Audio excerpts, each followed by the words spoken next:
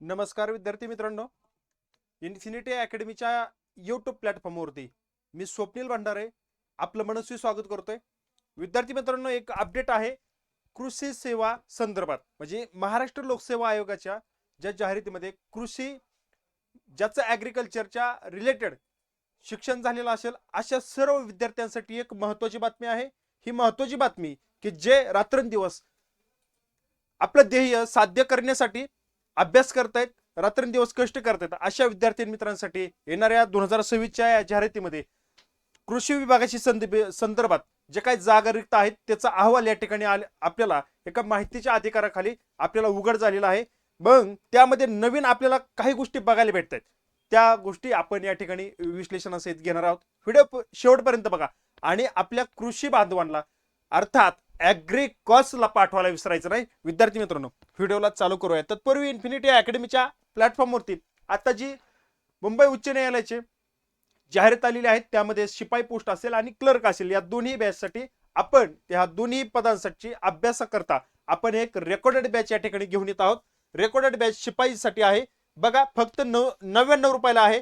या बॅच बद्दल तुम्हाला अधिक माहितीसाठी या नंबरवरती कॉल करा 9226016161. त्यानंतर क्लर्क साठी रेकॉर्डेड बॅच आहे, त्याची फी आहे फक्त 499 रुपये. ही फी कमी का ठेवली तर विद्यार्थी ग्रामीण भागातील विद्यार्थी एक त्यांच्या हिताखातर ही फी कमी ठेवण्यात आलेली आहे. बघा, तज्ज्ञ आणि नामवंत शिक्षकांच्या मार्गदर्शनाखाली ह्या बॅच आपल्याला उपलब्ध झालेल्या आहेत. ह्या संधीचं सोनं विद्यार्थी मित्रांनी करायचं आहे. ही बॅच घेण्यासाठी सुद्धा तुम्हाला 9226016161 या नंबरवरती तुम्ही कॉल करा. आणि जर तुम्हाला आता लगेच ही बॅच घ्यायची असेल तर इन्फिनिटी अकॅडमी या नावानं ऍप्लिकेशन आहे, मोबाईलमध्ये ते डाउनलोड करा. त्यामध्ये ह्या दोन्ही बॅच आपल्याला पाहायला मिळतील आणि लगेच अभ्यासाला चालू करा. विद्यार्थी मित्रांनो, आपल्या मूळ मुद्द्याकडे जाऊया.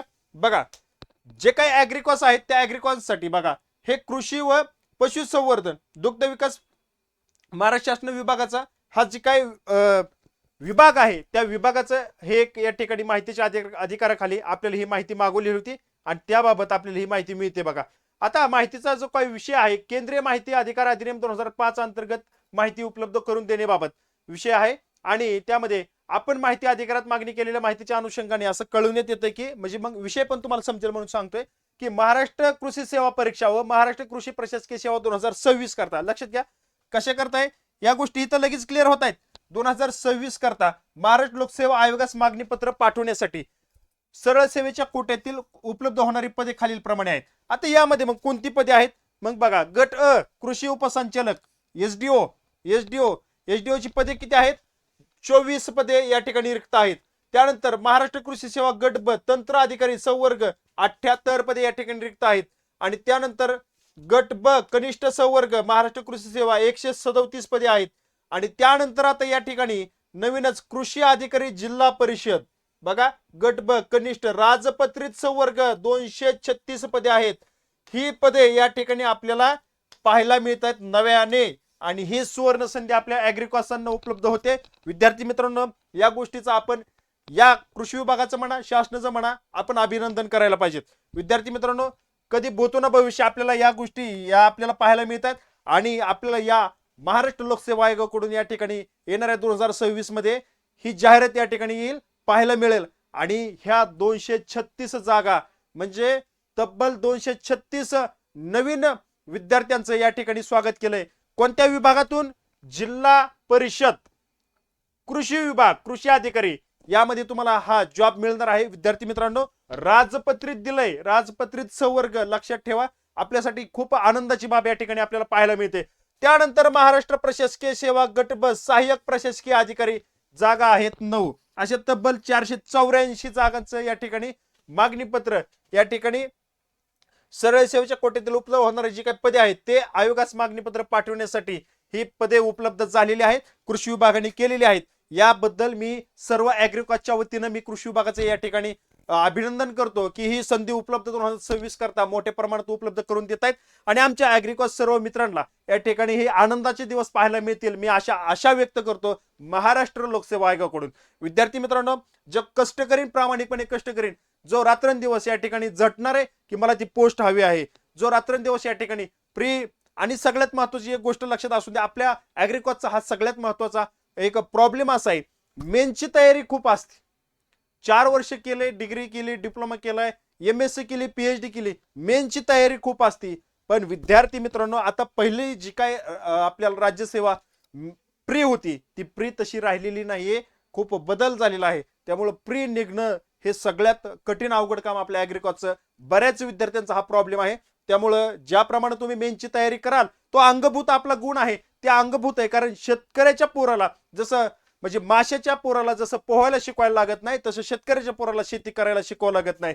विद्यार्थी मित्रांनो, त्याचप्रमाणे आपल्या ॲग्रिकॉसला ॲग्रीचा अभ्यास जो काय अभ्यास आहे तो करायला शिकवावं लागत नाही. काय वाचावं हे सुद्धा सांगण्याची आवश्यकता भासत नाही.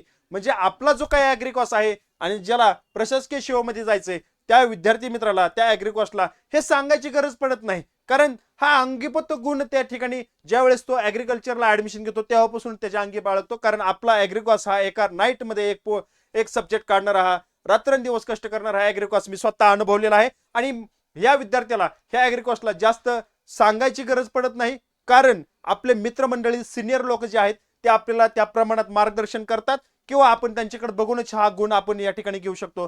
हा असाच संवर्ग हा महाराष्ट्रात वेगळाचा आगळा वेगळा जो काय हा पायंड आहे, हा आपलं फक्त ॲग्रिकॉस मध्ये आहे. आणि तो आपण जपूया, प्रेमाने जपूया आणि बांधिलकीनं हे पुढे वारसा या ठिकाणी चालूया. विद्यार्थी मित्रांनो, मला एवढंच सांगायचंय की येणाऱ्या काळामध्ये ही जी काय जाहिरात आहे यासाठी आपण सज्ज व्हायचंय. यासाठी सज्ज होत असताना जो मेनचा अभ्यास आहे तो तर आपला ठीक आहे राहीलच, परंतु प्री निघणं हा माझा तुम्हाला सांगण्याचा सगळ्यात महत्त्वाचा उद्देश आहे. आणि ती प्री निघाली पाहिजेत.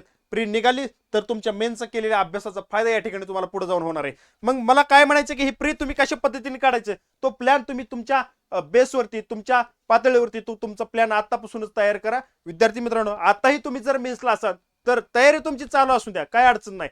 पण येणाऱ्या काळामध्ये जी तयारी ती तुमची भरभक्कम असावी, गडगंज अभ्यास तुमचा या ठिकाणी केलेला असावा आणि त्या दृष्टीनं त्या दिशेनं तुमची वाटचाल पुढे व्हायला हवी असं मला वाटतंय.